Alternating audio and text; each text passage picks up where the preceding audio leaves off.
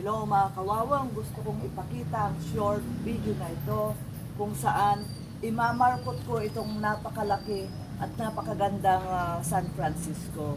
Tignan nyo kawawang kung paano ko gagawin ang pinakasimpleng pagmarkot para magkakaroon ng ugat itong branch na ito. Ito, babalatan ko lang itong branch, aalisin ko yung balat.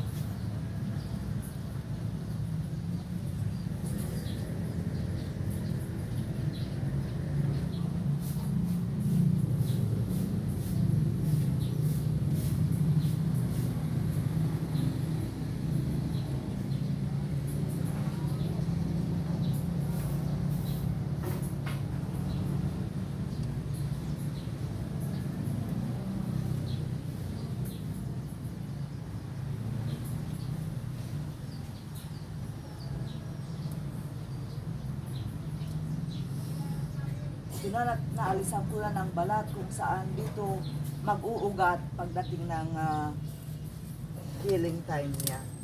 At meron ako dito na coconut hash kung saan lagyan ko ng kunting lupa at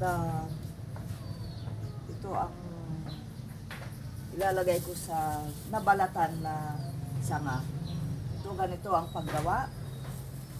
Ito ang ganda nitong San Francisco na ito mga kawawang dahil napakalalaki ang dahon. Yan mga kawawang, napakadali ang magmarkot. Babalutan ko na, lagyan ko na ng plastic kung saan mga 1 month or 3 weeks ay magkakaroon na ng ugat at pagkatapos puputulin ko. Yan, tapos na mga kawawang.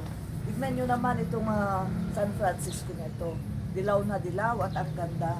Ang laki ng kanyang mga dahon. Pinuputol ko na dahil meron ng mga panibagong sumibol.